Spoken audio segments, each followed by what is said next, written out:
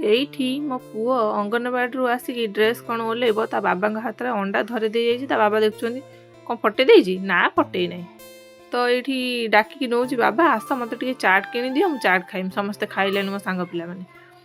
ଯାହା ଦେଖିଲା ଦୋକାନୀ କି ବେପାରୀ ଗାଁକୁ ଆସିଛନ୍ତି ସବୁ ଜିନିଷ ଖାଇବାକୁ ଇଏ, କିନ୍ତୁ ଖାଇବାରେ ତାର ମାନେ ଇଏ ନଥାଏ, ଖାଇବାରେ ଏତେଟା ମନ ନଥାଏ, କିନ୍ତୁ ସବୁ ଜିନିଷ ମୁଁ ଖାଇବି। ସେ ଯାହା ହଉ ଚାଟ୍ ବାଲାକୁ ଏକେବାରେ ବ୍ୟସ୍ତ କରି ପକେଇଲାଣି ଯେ ମୋତେ ଦିଅ ଶୀଘ୍ର ମୁଁ ଖାଇବି। ସିଏ କହୁଛନ୍ତି ଟିକେ ରହ, ମୁଁ ଜଣକୁ ଦେଉଛି, ଦେଇ ସାରେ ଖାଇବୁ, ଦେବି ନା ମୋତେ ଆଗେ ଦେଇଦିଅ।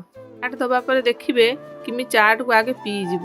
ତ ଏମିତି ଗାଁକୁ ଜଣେ ଜଣେ ବେପାରୀ ଆସନ୍ତି, ତାଙ୍କ ହାତରୁ ଜିନିଷ ଭଲ ଲାଗେ। ଆଉ ଜଣେ ଜଣେ ବେପାରୀ ଆସନ୍ତି, ତାଙ୍କ ହାତରୁ ଜିନିଷ ଏକା ଜିନିଷ ହେଲେ ଭଲ ଲାଗେନି। ତ ସାଙ୍ଗମାନେ ମୋ ଭିଡ଼ିଓ କ'ଣ ଆପଣମାନଙ୍କୁ ଭଲ ଲାଗୁନାହିଁ? ଗଲାବେଳେ ନିଶ୍ଚିତ ଗୋଟେ ଲାଇକ୍, ସେୟାର ଆଉ ସବସ୍କ୍ରାଇବ୍ କରିଦେବେ। ତ ଆପଣମାନେ କେଉଁ ଜାଗାରୁ ଦେଖୁଛନ୍ତି ମୋ ଭିଡ଼ିଓକୁ ନିହାତି କମେଣ୍ଟ ବକ୍ସରେ ଜଣାଇବେ। ତ ଏଠି ଦେଖନ୍ତୁ କେମିତି ମୁଁ କହିଥିଲି ନା ସେ ପିଇଦେବ, ଦେଖନ୍ତୁ କେମିତି ପିଇଦେଲା। ମୁଁ କହିଲି ବାବା କେମିତି ଲାଗୁଛି, ନା ବଢ଼ିଆ ହେଇଛି। କହିଲି ବାବା ତ ଚାଟ୍ ଇଆଡ଼େ ବୋହିଗଲାଣି, ଖାଉନୁ, କାହାକୁ ଭାବୁଛୁ, କ'ଣ ଭାବୁଛୁ ତୁ ଧନ? ନା ମୁଁ କିଛି ଭାବୁନାହିଁ, ନା ମୁଁ କିଛି ଭାବୁନାହିଁ। ତାପରେ ତା ବାବା ଆସିକି ମୋ ପାଇଁ ଗୋଟେ ସ୍ପେଶିଆଲ୍ ଚାଟ୍ ନେଇଗଲେ। କହିଲେ ପୂଜାଶ୍ରୀ ନିଅ, ତମ ପାଇଁ ଗୋଟେ ସ୍ପେଶିଆଲ୍ ଚାଟ୍ ଆଣିଛି।